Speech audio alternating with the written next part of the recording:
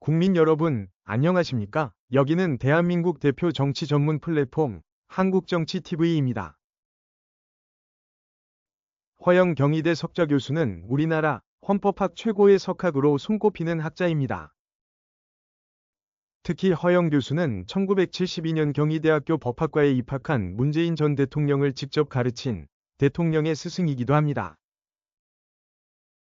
이런 허영 석좌 교수를 국내 언론 매체인 조선일보가 지난 2월 19일 서울 논현동 연구실에서 만나 인터뷰했습니다. 다음은 2월 24일 조선일보가 보도한 인터뷰 내용 중 중요한 부분을 발췌해서 정리한 것입니다. 대통령은 사회적 약자가 아니고 변호인단이 충분히 방어권을 행사하고 있다는 것이 그들의 주장이다.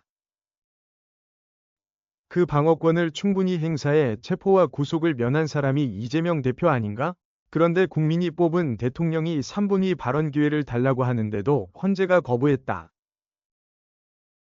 오죽하면 현직 지검장이 일제재판관에 빗대 헌법재판관을 비판했겠나? 나는 그 비유가 결코 과하지 않다고 생각한다. 계엄 직후 한 일간지에 쓴 칼럼에선 비상계엄 선포는 헌법이 정한 발동 요건을 충족했다고 보기 어렵다고 하셨다. 그렇다고 해서 내란죄가 성립되는 것은 아니다.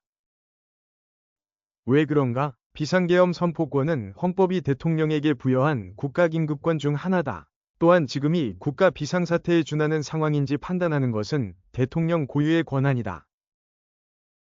그 대신 국회는 해제 요구권으로 대통령을 견제할 수 있다. 비록 국민 눈높이에 맞지 않는 계엄을 선포했지만 국회의 해제 요구를 대통령이 받아들였으면 그것으로 일단락된 것이다. 국회에 군대를 투입한 것은 치명적이었다는 의견이 많다. 형법상 내란죄는 고의로 국가 권력을 배제하고 국헌을 문란하게 할 목적으로 폭동을 일으킨 것을 구성 요건으로 한다. 그런데 현직 대통령이 국가 권력을 찬탈한다는 게 말이 되나? 국헌 문란으로 따지면 29번 줄탄에게 4조가 넘는 예산을 삭감해 국정을 마비시킨 민주당 책임이 더 크다. 폭동의 요소를 갖췄다고도 볼 수 없다. 고작 200명 군인이 무장도 하지 않은 채 동원됐다. 내가 볼 땐 국가긴급권의 과잉 행사인데 이를 내란죄로 처벌한 사례는 세계 헌정사에 없다. 민주당의 내란 옹호 프레임에 걸릴 발언인데 그 당은 위원정당 예산 심판 청구를 당해도 이상하지 않다. 2월 25일로 대통령의 최종 변론 기일이 잡혔다. 내란 탄핵의 기폭제로 작용한 홍장원 메모의 진실성이 입증되지 않은 상태에서 변론을 종결해서는 안 된다.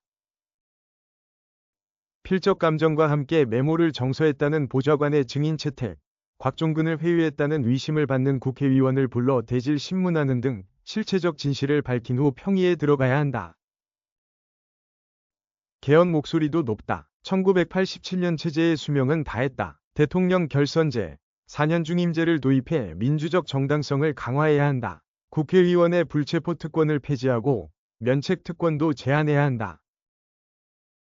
보수이신가? 스스로는 중도라고 생각한다. 찬탁 반탁으로 싸우던 해방 전국처럼 찬탄 반탄으로 싸우는 이 나라의 미래가 걱정돼 요즘 잠이 오지 않는다. 한국정치TV는 국내 최초로 탄생한 중립적, 객관적, 과학적, 불편부당한 독립정치 미디어입니다.